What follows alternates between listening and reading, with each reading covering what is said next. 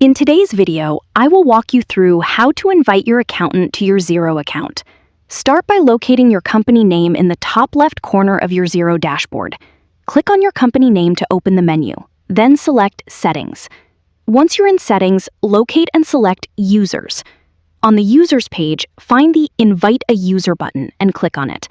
A form will appear where you can enter the details for the person you're inviting. Enter your accountant's name in the Name field. Then enter their email address in the Email field. Next, select the permission level you want to give your accountant. Choose the permission level that matches the access they need.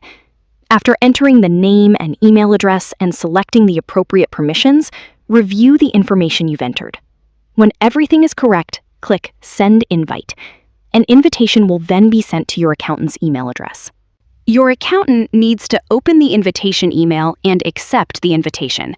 If they don't already have a Xero account, they'll be prompted to create one before accessing the account. That completes the process for inviting your accountant to your Xero account. Please like and subscribe if this video helps you. Thank you for watching and see you in the next videos.